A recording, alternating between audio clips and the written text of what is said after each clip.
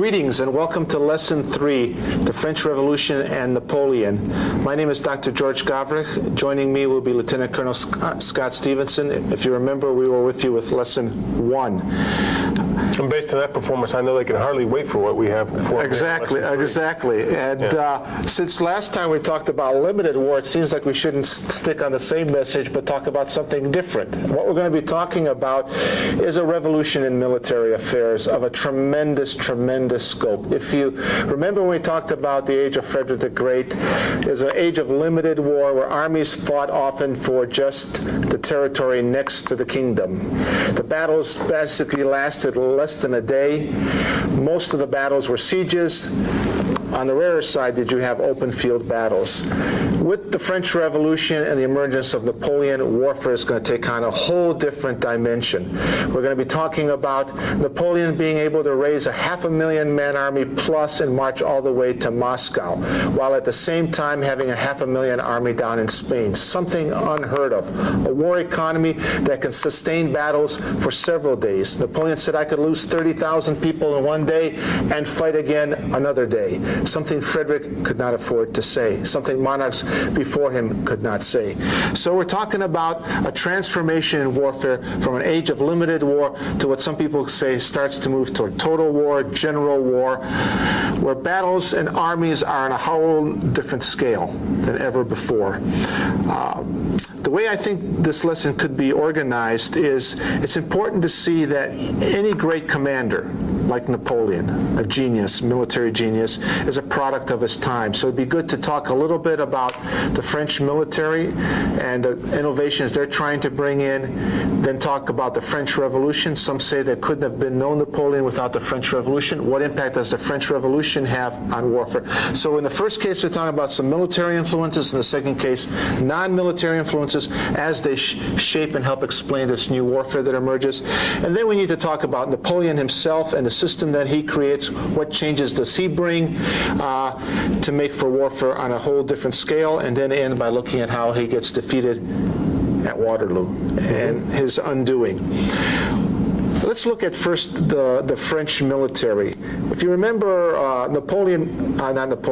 Frederick the Great beat up on the French military. After it was all over with, a good number of French officers, serious about their profession, thought about how they could reform so that they would not be beaten by Frederick again.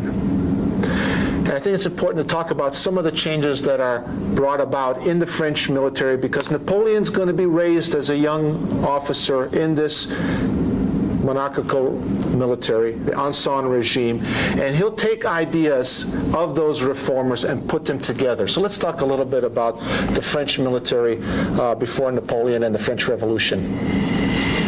There's a couple of figures that get mentioned, or several figures that get mentioned over and over again. One of them is Guibert, who talks, is making some stabs at the military theory, and we talked about military theory. Could he be like the Tofflers of back then, or great thinkers looking at the future and the present and making sense of it? Depends on how you look at the Tofflers, doesn't it? Okay.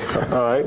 But here's a fellow who's thinking about the future war, says that war may take on a whole new scope that once you get the people involved. Remember in Frederick's time, normally you try to keep the people off the battlefield. You have your trained professional armies, and again, the ideal is to be able to march an army through a province and have the population not even know about it. But what happens if you get the population involved? This may throw things off. Guibert's got some theorizing about that. Of course, he can look across the ocean in last lesson, lesson 2, about the American Revolution, and see there is a people involved. And what does that mean for the future warfare? Absolutely. Some thoughts about that. There's another fellow named Gribeval who institutes a whole bunch of changes, especially in French artillery, toward making it more mobile, more of a instrument of supporting maneuver on the battlefield. He lightens up the caissons. He lightens up and standardizes the different pieces of artillery and makes that a much more useful, effective tool than the heavy guns that had to be dragged around the battlefield. And once you set them in place, basically they stay there for the whole battle. Under Gribeval, French artillery is going to probably be the most technically advanced in Europe.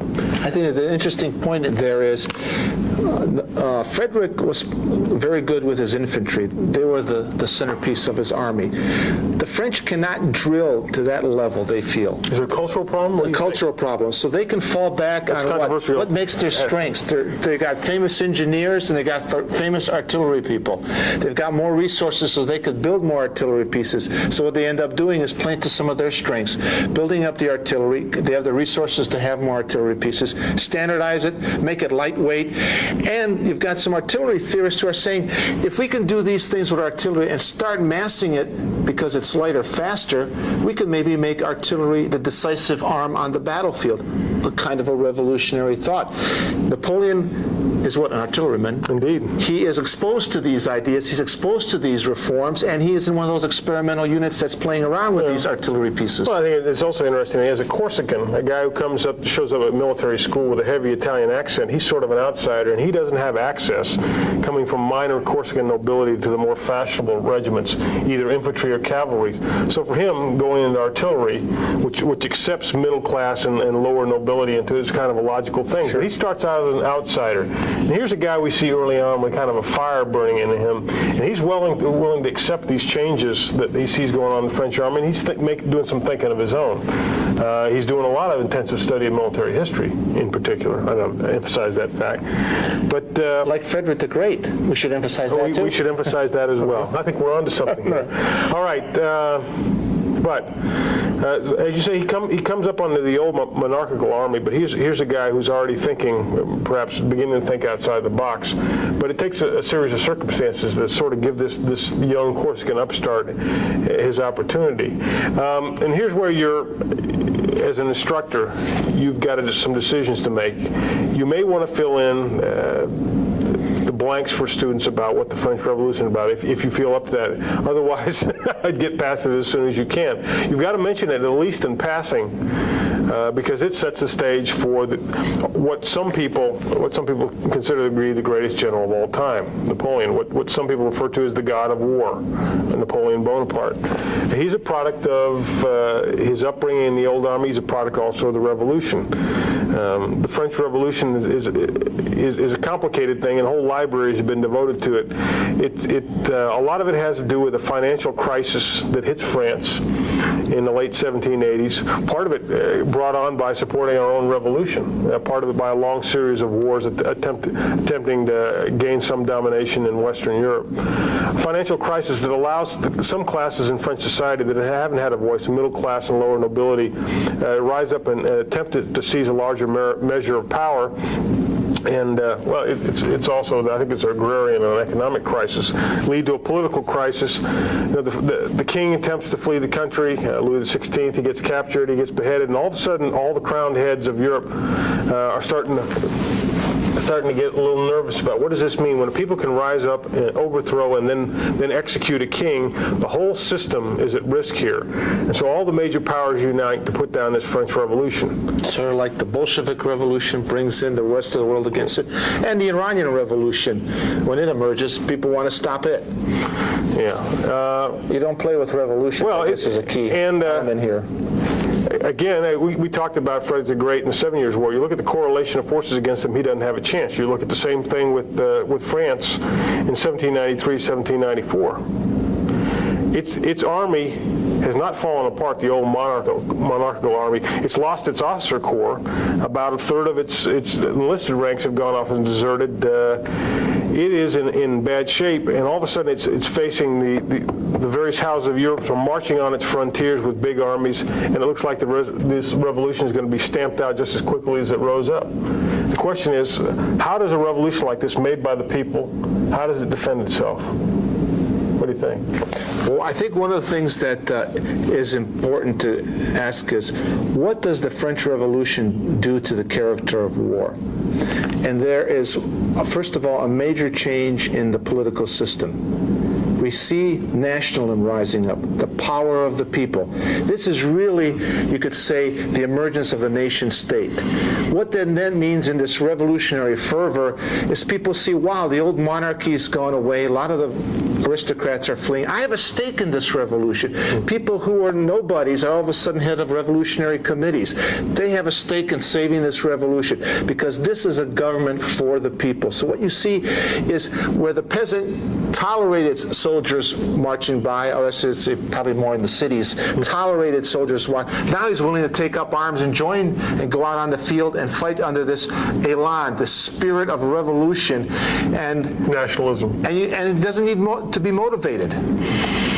Yeah, He's got the motivation within. Now you've got to somehow drill him, train him a little bit, and you've got enough of the old guard to help with the professional side, but you've got a lot of now these guys willing to fight. So there's a zeal that takes him for a few years and helps him to win on the battlefield. That's one thing. So the nature of the political state has changed, which means if you want to fight Napoleon, or before that, the revolutionary regime, a lot of military people who are progressive will say, you've got to change the way we do business with our own people so we get them on our side and we see this flow of the nation state into the rest of Europe. That's one thing, I think. And then the second thing is, if the state has changed and become more nation state, the army has become national. You no longer will need mercenaries as time goes on because you will conscript people from within. These people don't have to be called up. They naturally rise up when the call comes and says, we need to fight for the revolution. They'll start going coercion helps sometimes. A little bit. But as time goes on, what has happened? You haven't changed the industrial base. The agrarian society has not really changed. But what has happened is people have been fired up within a short period of time, and now we have a new standard, a new mindset. So like you start with your first income tax, little, and then you build on it. What then happens is you can now take that fervor. You could take that mass army that's 1 million strong armed, and now put in the mechanisms, the coercion, the conscription. So from now on, you can mobilize the society and raise armies on a much larger scale, which means you could take losses on a much larger scale than before and replenish them with conscription. So we have the emergence of national armies and wars of nations. Whereas in Frederick's time, a single battle can decide an entire war. When the French revolutionary regime can put, in the mid-1790s, 1 million men into the field, all of a sudden, you can't beat those guys in a single battle. You're going to have to organize a campaign. You've got a whole new order of problem here that you've got to take on when you're facing 1 million. Now, it's still a ragtag force, let's face it. How are you going to take, you've built an army, but if it's still these untrained citizens, how are you going to turn this into effective force? And that's the problem that the revolutionary generals faced. It's a thorny problem, a pressing problem, and especially because the revolutionary leaders tend to take generals who lose in battle, and they tend to make an appointment with Madame Guillotine. So if you're a general, you're motivated to think about better ways to organize all this massive manpower you have. That's a good point. One of the solutions they come up with that's relatively ingenious is they'll take a battalion of the old regular French royal troops and they'll put them with a battalion or two of these new conscripts to create what's called a demi-brigade. The idea being that the well-drilled, well-disciplined old regime troops will serve as an example for these new conscripts who, as willing as they may be, don't know a thing about fighting, and make them their example of these royal troops, these old royal troops, will turn this demi-brigade into effective fighting force. So what you're facing, if you're trying to take down the French Revolution, you're facing huge armies. You're facing armies that are motivated by something you haven't seen on the battlefield, patriotic fervor and nationalism, and the nature of these troops allows them to be used in ways you haven't seen before either. I think the interesting thing, too, is if you compare it to the Bolshevik Revolution or the Iranian Revolution, you have their emergence of people outside of the military in power who don't trust the military, political commissars, religious commissars in there. The French Revolution brings to power Napoleon, who's a general, already a proven general. He'll take the talent that's there, that's demonstrated by these young officers who fought and won on the battlefield, have been elected, promoted, and he'll use their talents to mobilize them into a better army, a better trained army, and use that fighting power now to conquer. Rather than fear the army, subdue it, he will use all its resources to the maximum, which is interesting. Yeah, Napoleon is probably a guy in the old Royal Army, probably doesn't get beyond captain or major in the career. And all of a sudden, though, due to being at the right place at the right time, defending the national government against a coup attempt with the famous whiff of grape shot, all of a sudden gets elevated to general, gets a theater command down in Italy, becomes a national hero, and this is a springboard to eventually to take power. But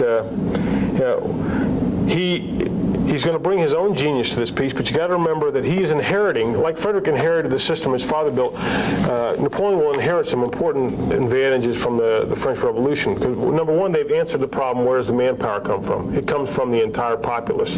Number two, where do the officers come from? Well, as George has said, you now recruit across all classes of society. Use some of the old officers if they're willing to serve. Most of them have gone overseas or been beheaded. But you recruit by talent now, by merit, which is a revolution in itself. Okay, I got the people, I got the officers, how do I arm them? You orient your entire national economy towards supporting these huge new armies you're putting in the field. This is the first appearance of what some people call war socialism. A war economy. A war economy. And that's done by a guy named Carnot, who's called the organizer of the revolution, even before Napoleon takes over. He is now helping to organize the state to keep these guys funded. Okay, so funding is another piece too, but we're going to orient our government toward producing the resources. So I've got the manpower, I've got the officers, I'm going to orient my economy toward keeping them equipped. Now I got yet another thorny problem. How do I feed this mass of guys? Well, here again is another problem. And this sort of has impact on strategy. If I got this huge mass of guys to feed, number one, I'm going to be benefited by the fact that agriculture has taken off during this period of history. It's going to be easier to feed the guys if I let them loose across the land. Now, Frederick couldn't do that, but I can let these guys go out and forage across the land, and send them out. Hey, Pierre, go out and find us some chickens for tonight. And I can have some reasonable expectation Pierre's going to show up later on tonight. Probably with a bottle of wine. Pierre, being resourceful guy that he is, I would hope so. By the same token, the road networks have increased, so this increases my ability to disperse armies to go out there and forage. Right. But still, the trouble is a foraging army is going to leave barren countryside behind it. So where do I want to deploy this army? Well, the ideal place is not in France. I want to take my act on the road, And if I'm going to have this huge army, I'd much rather fight with it on foreign soil. Let him do his foraging in Germany or Poland or Italy or anywhere, but in France. Now, if I have an army that relies on foraging, I still have a problem, because if Pierre's in the lead brigade, life is good. You're going to find plenty to eat as you get on the road. But if you're Gaston in the trail brigade sucking dust, there's not going to be much left when you get there. That's right. What's the solution? Well, this is a thorny one too. And a lot of starving goes on in these ill-managed armies. One solution is start putting your armies on multiple axes. It's a fact of life. If you want to feed them, you can't put the army on a single route like Frederick used to do. Frederick could rely on this carefully organized system of military depots. Well, a French Revolutionary Army can't do that. So by necessity, they're going to use multiple routes. But Napoleon's going to turn that into a benefit, isn't he? Yes, he's going to create the corps system. Mm-hmm. And what that means is you can create independent commands that march down different avenues to congregate, to mass at the decisive point or for the engagement. What's interesting then is you've got to make these corps be able to be fighting independently. Well, why is that, George? What happens if they get caught by themselves out there in the middle against an enemy army? And they get defeated piecemeal. Well, if it's just a force of infantry, the enemy using combined arms will overwhelm with artillery and cavalry. Right, so what you end up doing is making these corps combined arms. You give them artillery, you give them cavalry, and you give them infantry. You've got basically independent command, a corps system of combined arms. Whereas, go back, remember when we were in lesson 1, was it, with Rossbach? When you looked at Rossbach, you had what? On the hill was the artillery, Seydlitz and his cavalry were hidden behind a hill, and the infantry was in a different place. All the arms were there, but they were not integrated at the level of integration that we're going to see with Napoleon's army. And it means now independent commands, armies not marching as one single army, but on multiple axes, each corps independent. I still got a problem with that, George, though. That's why If I'm Frederick, I know I've got everybody in sight. I can keep track of my army. I can orchestrate its efforts on the battlefield. But if I let these guys go marching off across country under separate commands, how do I keep control of this mess?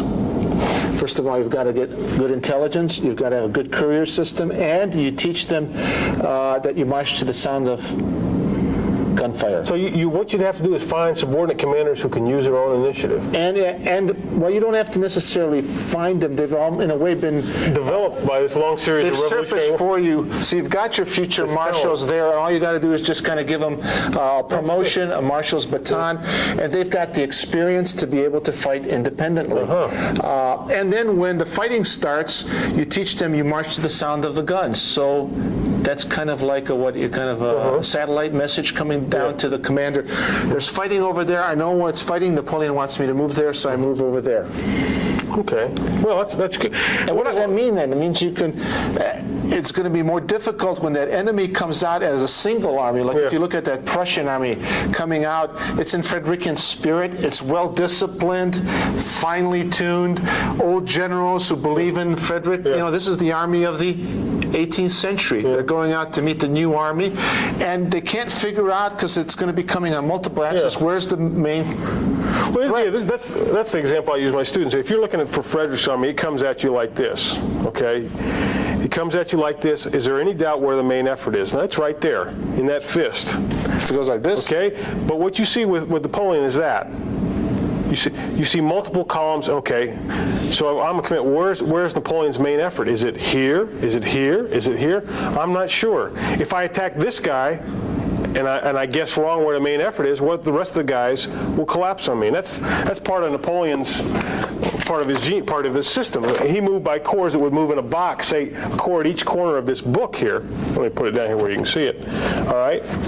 And if you go after this corps right here, the other ones are trained to move against your flanks. Wherever you hit it. If you hit it here, for example, the other guys will move to the sound of the guns. They're about a day or two within each other. Each corps is designed to fight independently. It's designed to fight just long enough for the rest of the corps in that box to come to his rescue. And what happens if I'm coming at you in a coalition? Here's a Prussian army, and here's maybe a Russian army. I'm all coming towards you. What does the corps system allow Napoleon to do? Good question, and you'll see this again and again. If we unite, he uses it it more powerful. You see Napoleon using this in his first campaign in Italy. You see Napoleon using his last campaign at Waterloo. Is fix one force or slow it down, and mass on the other force. He is a master exploiting the interior lines, exploiting the enemy, the division between enemy troops and coalitions, massing on one and then turning around and beating the other. And he'll do it again and again and again and again. Now, we've talked about his system. I think we ought to talk about the guy himself too. What makes him special? You know, we said he inherited all this good stuff from the French Revolution. You know, is he just a lucky guy who happened to be at the right place at the right time, or does he bring something special to the art of war, to the battlefield? What do you think? I think, first of all, I would say he's partly a product of his time, and that's not to demean his accomplishments. We're all products of our time, for better or for worse. So he does benefit from the French Revolution and what it brings to warfare. He does inherit some good ideas and reforms from the French military. So I think, yes, you have to look at, he is partly a product of his time, and he's partly lucky. But there's nothing wrong. What is it Napoleon once said? If I have a choice between a good general and a lucky one, I'll take the lucky one any day. Any day. Now, I would say that one thing, too, they say about Napoleon is that through the study of history, reading a great deal, studying the masters, including Frederick, he developed in his own mind how he was going to command. And then once he starts to command and lead, he uses those experiences to fine-tune. And in a way, that's the same scenario you see in a way with Frederick the Great. He got the tutors, he studied the history, he went out on campaigns with Eugene to observe. The first battle comes, he learns a lot from it, but he's got the base of knowledge. He's been tutored, educated well. In Napoleon's case, it's more self-taught.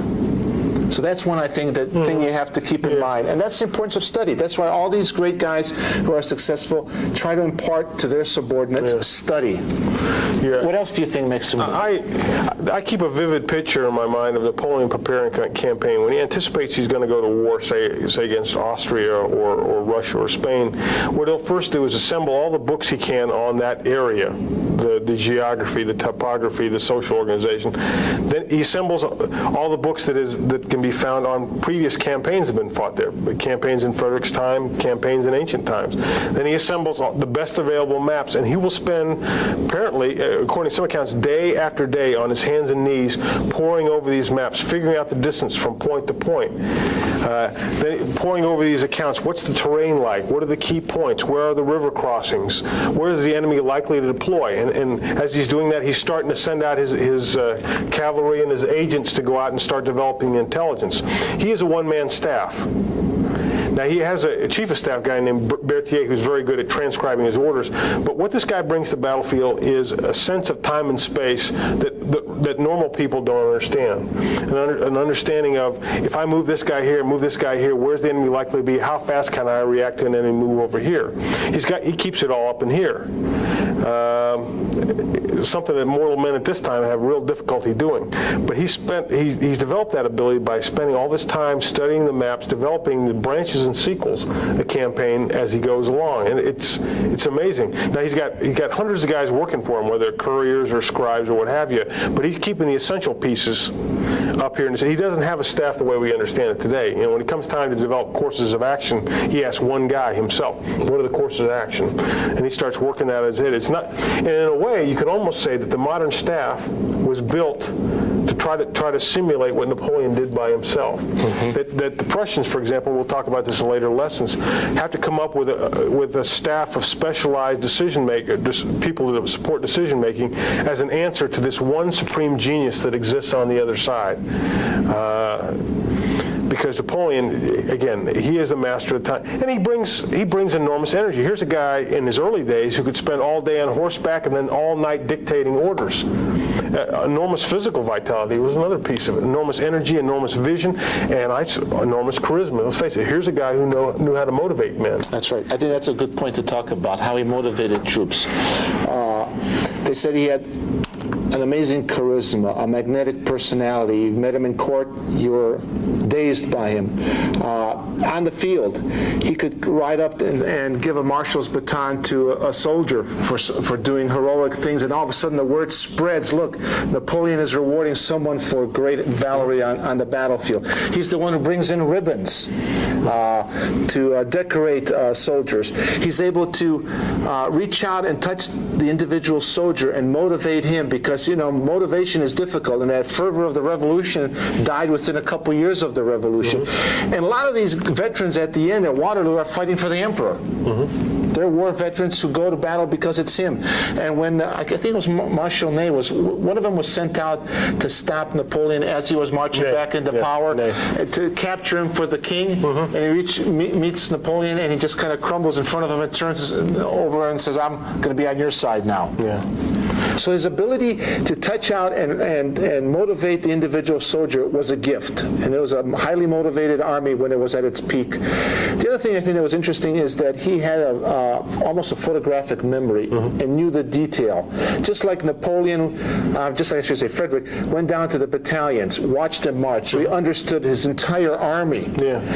Napoleon could remember details, and he'd go through logistics. Names. Could walk through a regiment and remember the names of the old veterans. And then there's a battle going to take place at potentially a battle at some seaport. He'll ask about, are those batteries still on top of that hill? So here's the thing, that as you go up higher in rank, don't forget those little details that take you down to the point of the There's another piece to it too, and it's in your instructor notes that I'd add as kind of a counterpoint to what you say is capacity to detail. This famous quote by him, he says, there are in Europe many good generals, but they see too many things at once. I see only one thing, namely the enemy's main body. I try to crush it, confident that secondary matters matters then settle himself. For all this capacity for detail, here's a guy who could focus in on what's truly important. And he could let all the little worries about this or that go away and decide, hey, this is what I need to do, and I'm going to take action. The French have a word called coup d'oeil, kind of intuition about what reports to discount, what reports to accept, what are the key matters of this fight here. There may be some fog and friction out there, but I can focus in on what's really essential. And going after the enemy army was one real change he's made to warfare. Remember, in Frederick's time, if you want to avoid battle because an army was a big investment, so you tended to fight sieges that ended up deciding the fate of a local county or a fortress or a province. In Napoleon's time, in Napoleon's way of war, there was one object. It's the enemy army. I crush that, then I put my foot on the enemy's neck and I dictate peace. I hit him with a decisive battle, crush his army, then I can have my way with him. I have the troops to do it now. The French Revolution has given me this huge army. I can risk battle now. I can go out there and go for the decisive action. And I'm going to hit him with this thunderous fight, stun him into submission, dictate peace to him. And he'll do that again and again through the successful years of his reign. He'll go out there and fight the decisive battle. His masterpiece is Austerlitz, which is in your Sure. reading. I think one of the things that to me is interesting is he's trained a different army. His speed doesn't come like Frederick's speed in marching with a quick pace and a disciplined fire of his infantry.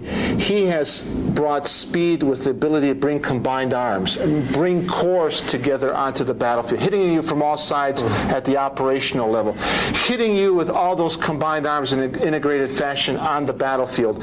And with artillery being so much more important, you don't have to spend as much time training your infantry like Frederick did. You make it more of a light infantry, all-purpose infantry, so you don't have to train it as much. It can be replaced much faster than Frederick's. So now if you want to fight against Napoleon, you've got to mobilize your society differently, you've got to be able to sustain losses at a much higher rate, and you've got to be able to replenish and adapt some of the things that Napoleon does, which means you take a little bit of the corps system, you take his infantry, artillery, and cavalry tactics, incorporate them, da-da-da-da-da-da. Yeah, and if you're a European monarch trying to fight, this is a brand new way of war, and it's stunning. It's faster than what you've seen before. Yeah. It's more massive than what you've seen before. The tempo of warfare is like you've never seen. Napoleon's constantly operating inside the decision cycle of his enemies, who are used to moving in that methodical single column from siege to siege. Now here's a guy who comes at you in multiple columns and wants to fight the big battle. Oh, what you going to do? The case study that you're offered is Austerlitz. Again, as I said before, Napoleon's masterpiece, and offered as a kind of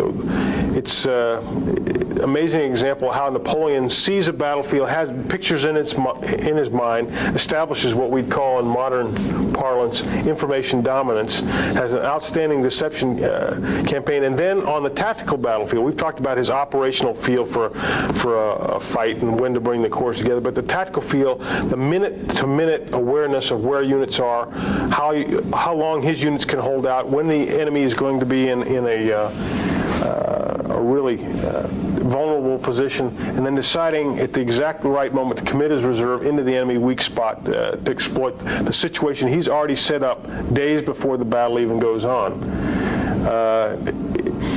He also is aware that the enemy's decision cycle, because it's a coalition, it's Russians and Austrians, it's the old style command and control where the monarchs, the Austrian emperor and the Russian emperor are at least in name, if not in fact, in charge. There's no coalition doctrine these guys could work off of. Yeah. No fails to help integrate them. Yeah. I think the thing that I think is important, when I look at coaching, if you've got a talented team like the Bulls just won, there's so much more freedom that a coach has in how he plays the game. He's got the talent, he's got the confidence. I think what you see in Austerlitz is a confident Napoleon who can take a risk. It's amazing. We say in warfare you go for the decisive point. You take the high ground. Napoleon was sitting on the high ground. He's afraid that the coalition won't attack him. He wants it to attack him, so he comes off the the high ground and lets the opponent take it, which already now becomes seductive to the coalition. Napoleon must be weak. He's withdrawing from the high ground. Then he starts digging trenches like he's preparing for an attack on him rather than preparing himself for the attack. Oh, and his right flank is weak too. And that's amazing. And that takes risk, and only a person who has confidence in himself and in his system. Because I think, as we'll see in Waterloo, it's a tired Napoleon, but it's not the same army. He doesn't have the same generals under him, marshals under him. He can't take those kinds of risks. So units that are well trained, well motivated, give a commander so much more opportunity to take risks because he can rely on those people to do their thing. And in each of these cases, like in Rossbach, in Leuthen, here we'll see in Austerlitz, these subordinate commanders, if you got into the detail of the battle, are helping to bring victory to the supreme commander. Seydlitz does it at Rossbach. You've got a couple brigade and corps commander that show initiative and heroism to help pull this thing off for Napoleon. But it still reflects greatly on the man himself, who crafted this army. This is his Grande Armée. He's taken quite a bit of time to shape it, train it, mold it to be his fighting machine. Well, if it's so wonderful, how did anybody ever bring the guy down? Yeah, do you have to be as good as the Germans were in 1940 to Or as beat good them as the Bulls were this year? Yeah, and to beat them in 45. Do the Allies have to be as good as Napoleon was in 1814 to defeat him in 1815? Or as good as he was in 1807 to beat him in 1815? Right. And I would say no. What you find is, on the one hand, there's going to be some decline in Napoleon and his system. He will never have an army as good as the one he took to Exactly. Why not? Austerlitz. Why not? Doesn't he have? Is he still training them? Not to the level they were in 1805. You know, the army that he takes to Austerlitz is an army that has spent a period over a year at sites along the British Channel, going from brigade to division to corps-size maneuver. It's an army that's intensively drilled. It's an army that is made up of, in large part, of veterans from the previous wars of the Revolution. It's an army that has got officers who have been brought up through that talent search that Napoleon and the previous leaders have done. He's got great leaders. He's got well-trained troops. He's got the system in place. He'll never have an army that good again. You could create it, but there is a problem, I think, in that the revolution created the talent. He did not create a system to keep that Good talent point. coming up. Good point. So There's no staff college. There's no... exactly. There's no great educational system. So what that means, it all depends on Napoleon. And when he's losing, or there's marshals, or they're starting to age and not be as good, he does not have the ability to create a new generation of leaders to replace them. He is too much dependent on himself. He's probably too vain, too arrogant to learn from his opponents, to give them credit, plus to be able to recognize talent beneath them. So that's going to be one problem. You're not going to have the people underneath you. Frederick the same. He dies basically with a pretty good army, but it's dependent on him. You don't see any great leaders emerging after Frederick. The guys that are in charge are old guys who just want to imitate Frederick. They don't want to change the system. Which in large part explains why the Prussian army gets spanked so bad in 1806, gets a national humiliation at the hands of Napoleon. That's the second of his two classic victories. First Austerlitz in 1805, then there's Jena in 1806, and he's taken on the best armies of Europe. It humbled him. He's the master. You know, where do you go from here?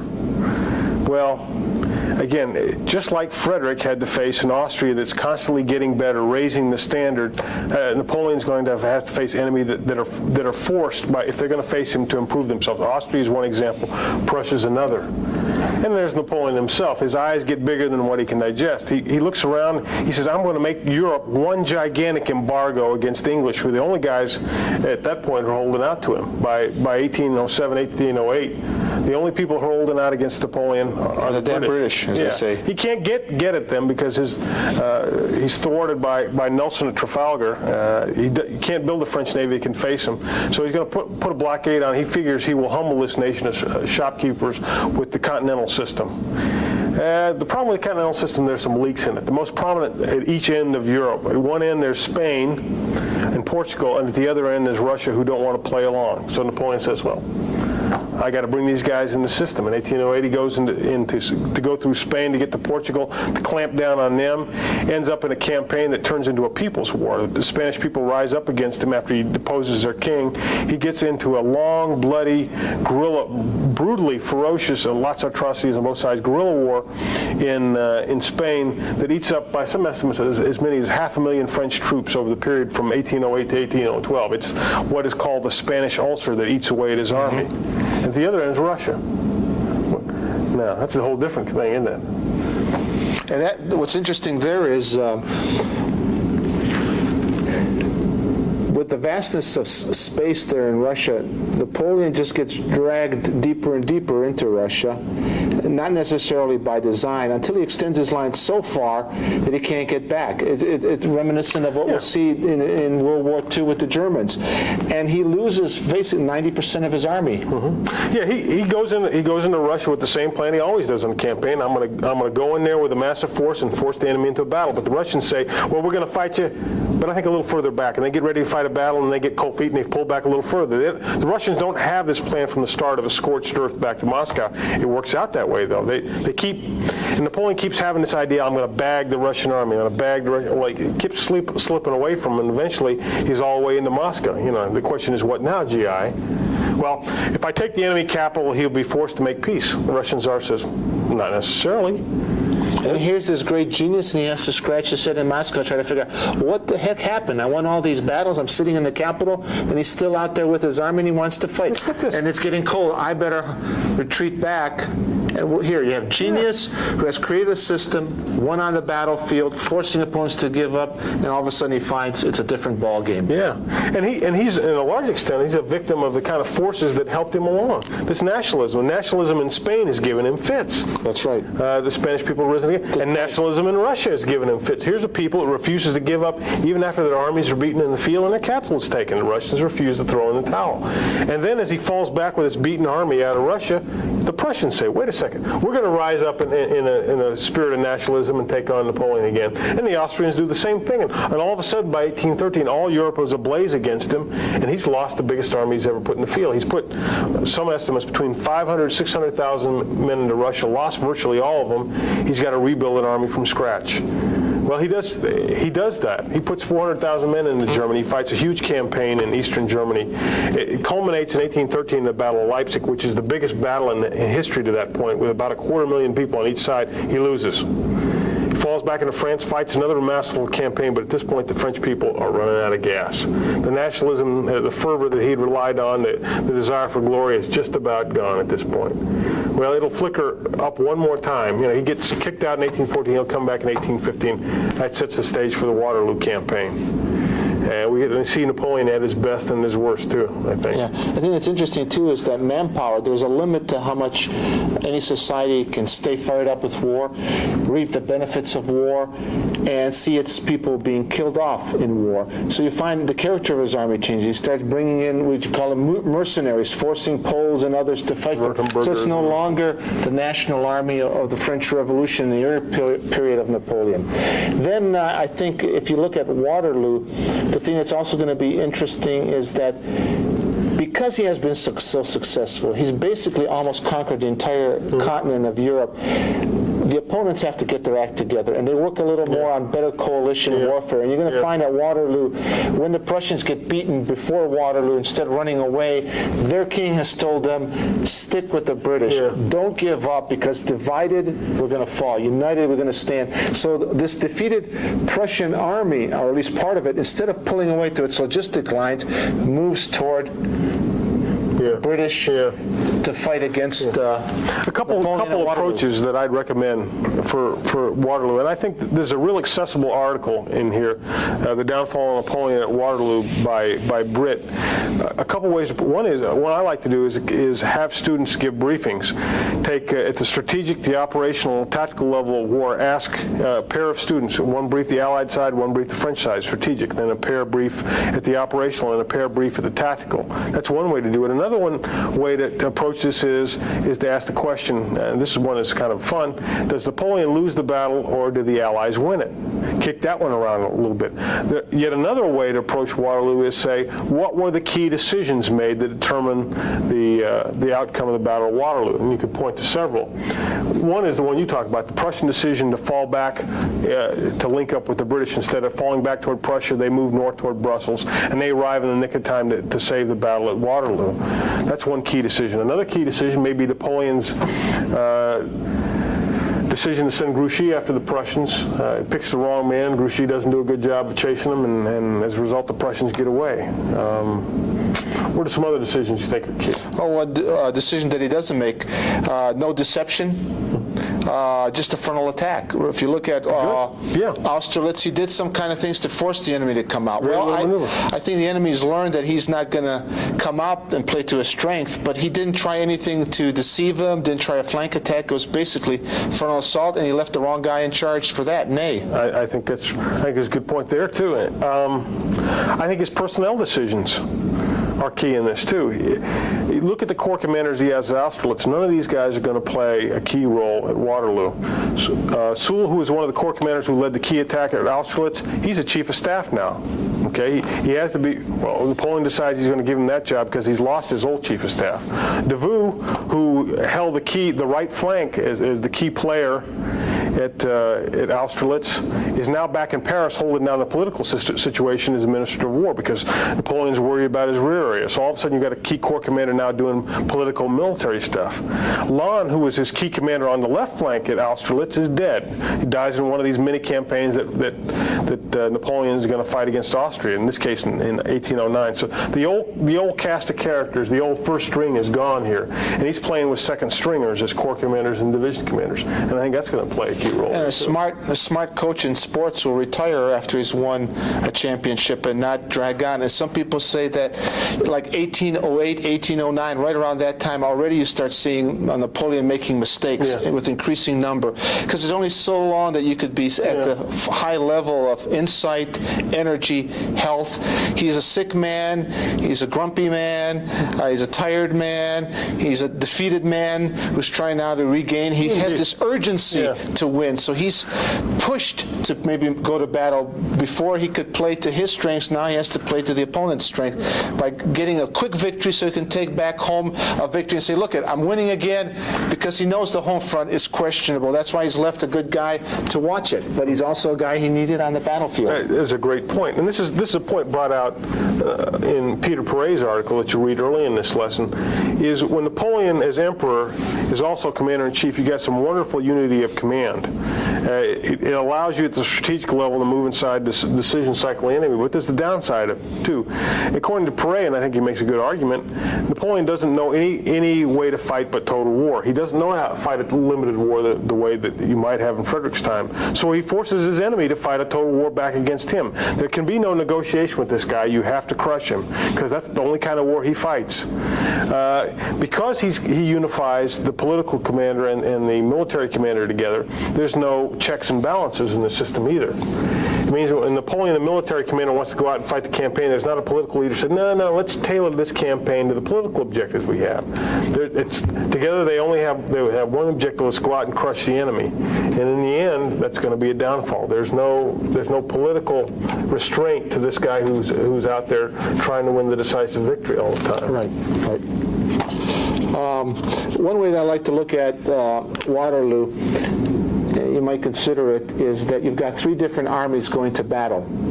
You've got the army of the 18th century and the British. They're still very much a mercenary, emphasizing marksmanship. They haven't changed that much, because their army just goes ashore, stays close to the Navy, does its fight. If it needs help, it runs back to the fleet and sails away.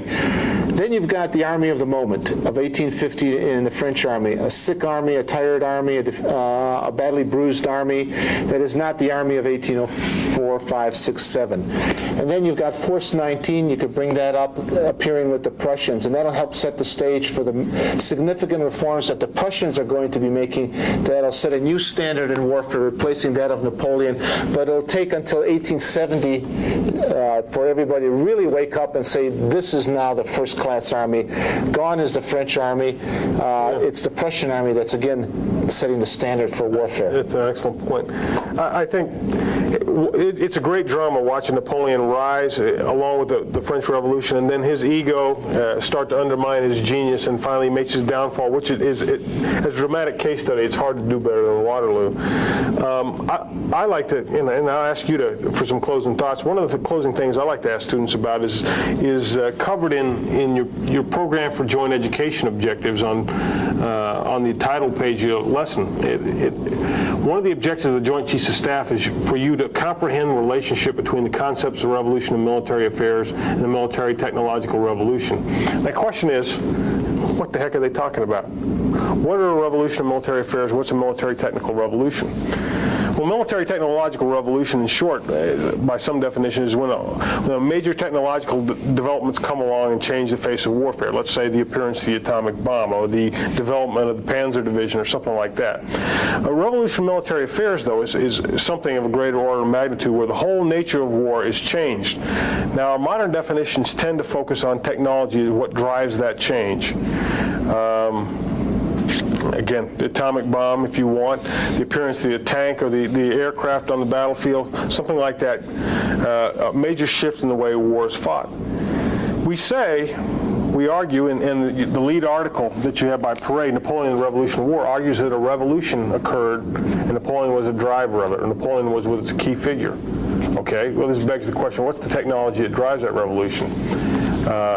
The answer is it's not technology that drives that. At least that's my opinion. And again, this is subject to some considerable debate. I think there's general consensus that we could say that. If you want. Okay. He comes on the heels of a social and political revolution and uses those, along with his genius, to create a revolution in military affairs, a whole new way of fighting warfare, a way of war that involves the great masses of people, involves decisive, bloody battles, involves a level of violence. Again, if you had a scale of violence for warfare where this was thermonuclear exchange and this was perhaps peacekeeping, Frederick fought down here. Napoleon took us up here.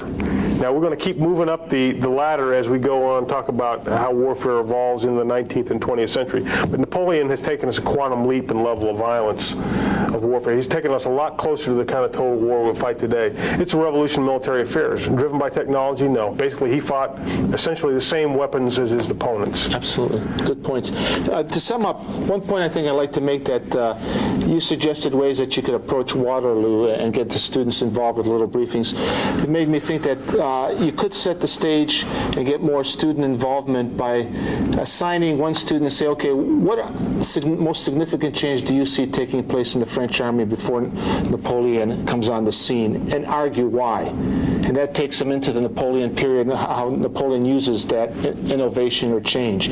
Then what is the most important change that comes about of the French Revolution? Have another student do that. Mm-hmm. And then what is the key to Napoleon's greatness as a person? What's the key to his system that he creates? And assign each one and have them do a 3-minute summation of their ideas, and that could generate some discussion.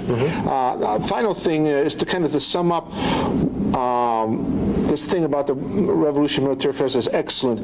If I may, then just what are some of the significant changes, if you could look at them? One is governments have changed. They're more democratic in spirit, and means that they rely more on people power. And you're going to have to make some political reforms to integrate the people in a different kind of way into government.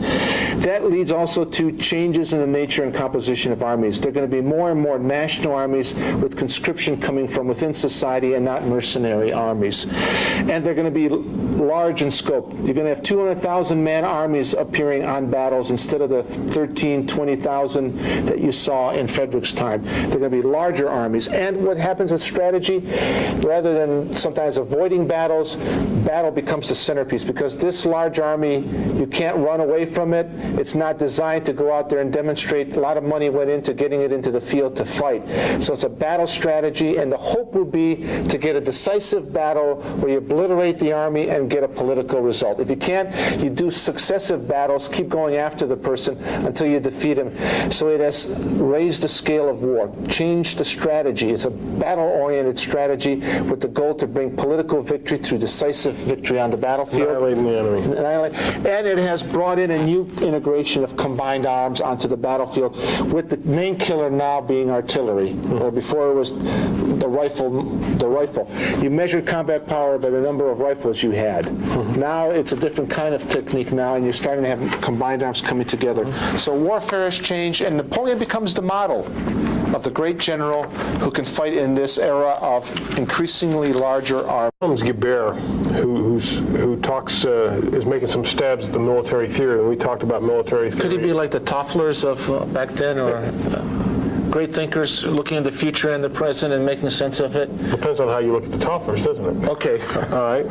But here's a fellow who's thinking about the future war, says that war may take on a whole new scope that once you get the people involved. Remember in Frederick's time, normally you try to keep the people off the battlefield. You have your trained professional armies, and again, the ideal is to be able to march an army through a province and have the population not even know about it.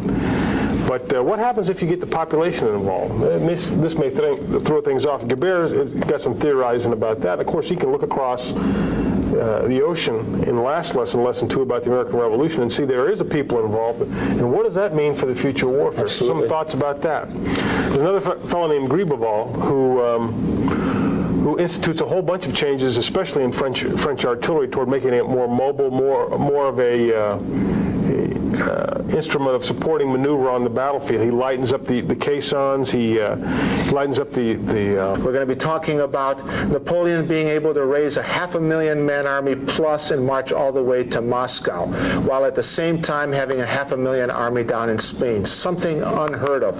A war economy that can sustain battles for several days. Napoleon said, I could lose 30,000 people in one day and fight again another day. Something Frederick could not afford to say. Something monarchs before him could not say.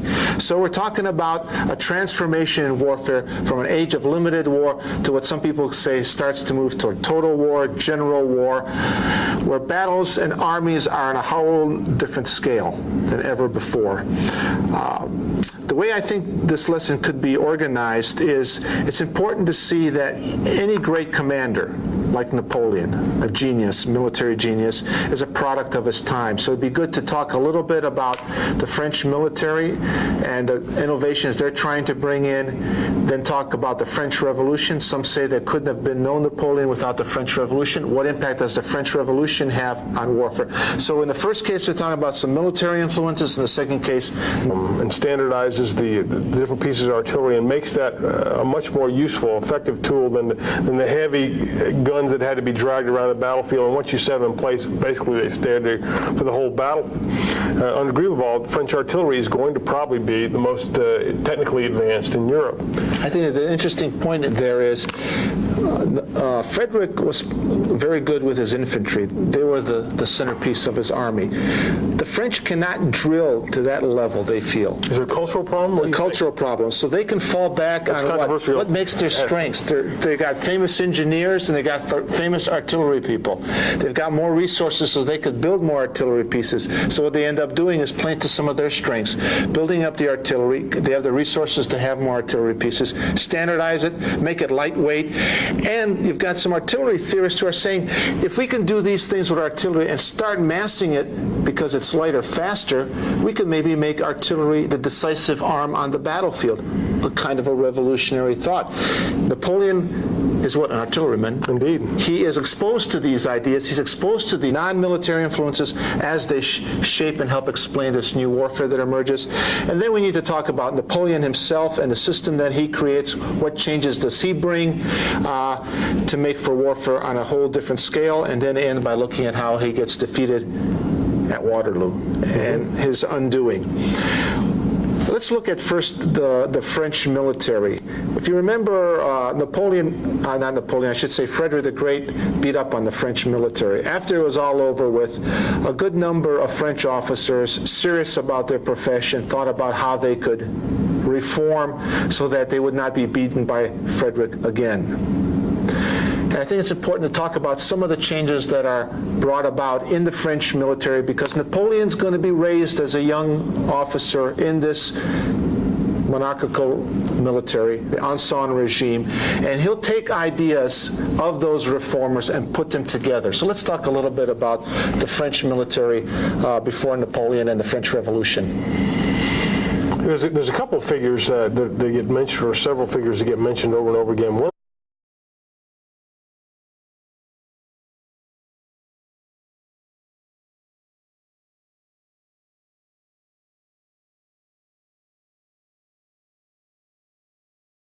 Greetings and welcome to Lesson 3, The French Revolution and Napoleon.